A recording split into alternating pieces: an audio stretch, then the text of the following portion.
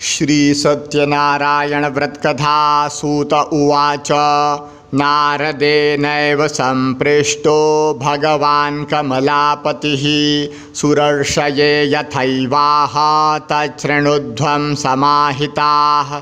नारदेनैव सम्पृष्टो भगवान् कमलापतिः सुरर्षये यथैवाह तच्छृणुध्वं समाहिताः।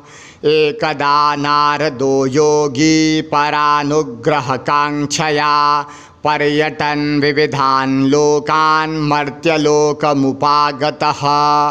एकदा नारदो योगी परानुग्रहकाङ्क्षया पर्यटन् विविधान् लोकान् मर्त्यलोकमुपागतः।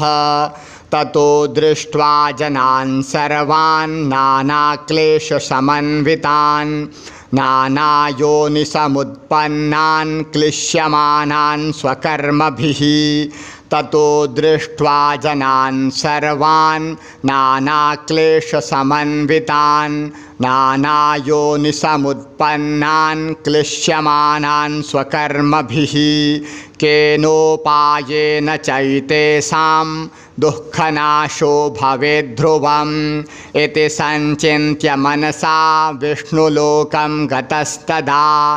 केनोपायेन चैतेषां दुःखनाशो भवेद्ध्रुवम् इति सञ्चिन्त्य मनसा विष्णुलोकं गतस्तदा। तत्र नारायणं देवं शुक्लवर्णं चतुर्भुजं शङ्खचक्रगदापद्म वनमाला विभूषितं। तत्र नारायणं देवं शुक्लवर्णं चतुर्भुजं शङ्खचक्रगदापद्म वनमाला विभूषितं दृष्ट्वा तं देवदेवेशं स्तोतुं समुपचक्रमे। दृष्ट्वा तं देवदेवेशं स्तोतुं समुपचक्रमे।